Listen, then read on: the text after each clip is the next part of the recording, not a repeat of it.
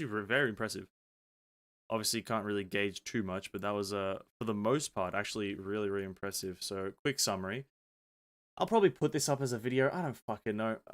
But it's like, so what was their first? The characters, Kusan, or no, well, rather the boss. I think the boss was the first thing they talked about, which is this guy. It looks to be their most mechanically intensive boss, and it's also one of the few bosses that I don't think you'll be able to cheese, depending on your power level. Um, as it was as they showed, first phase you deal damage to him using your own characters, and then second phase, is you have to do a mechanic where you power up a little kind of floating thing, and it shoots the boss for you. I'm not sure how much people are going to like that, not having control over how fast they can kill a boss. But regardless, I think it's going to be a cool mechanic. At least a lot more mechanically intensive bosses is something that I think the game would like strive on. So I'm all for that. So the boss looks great. The story, I'm not going to comment on the story. I think the story is great. They showed Kusanali crying, which is still fine. I think that's a good step in the right direction. Not that she's crying, but the fact that there is crying in general is a step in the right direction. And I'm very interested in what the reason for that is. But besides the story, after that they had the characters. Nahida, obviously, we've talked about the characters and their power. Nahida is going to be a very strong unit. Layla is going to be a mediocre to pretty underpowered unit.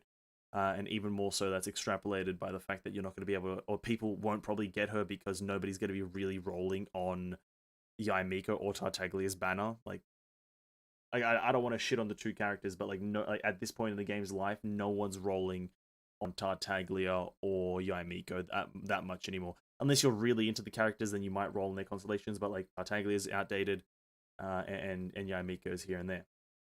So that's that. And so yeah, because Kusanali Nahida's going to be super strong. Layla's going to be okay, but you're not really going to get her because wrong banner.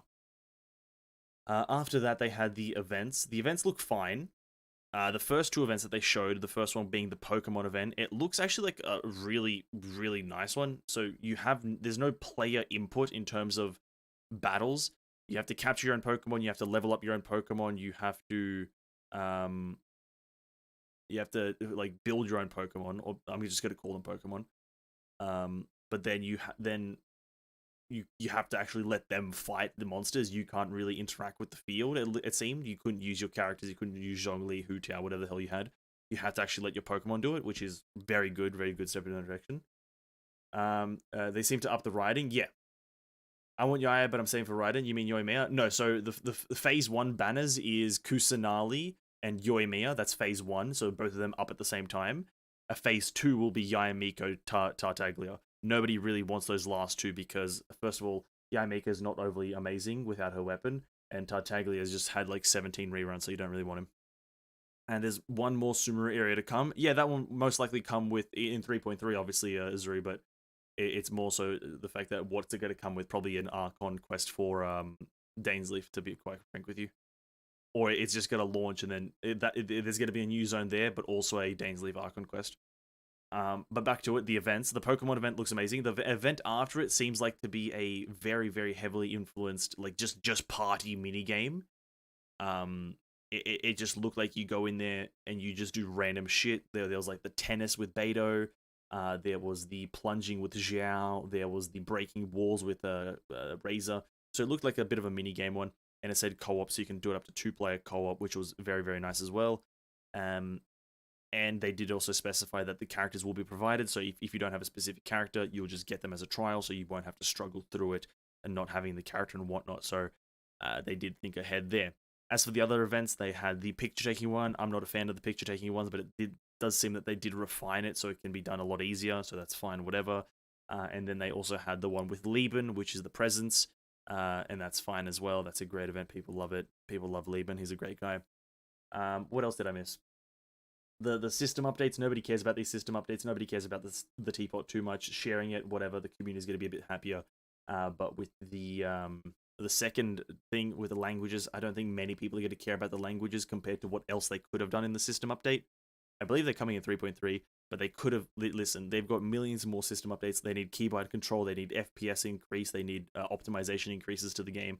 So that's a bigger problem than anything else. But whatever. Apparently, we need a Turkish and Italian setting. No offense to Turkish or Italian people, but let's be real. I'd rather have higher FPS than cater to your language. So sorry. I'll take more minigame events like Honkai. Hey, dude, fair enough. Fair enough. I want Yaya, but I'm staying for Raiden. Fair enough, dude. And I think that's pretty much everything that happened in that patch. I'll probably upload as a small video, nothing too crazy. The codes will be somewhere. The codes will be in the Discord, actually. I'll post them after.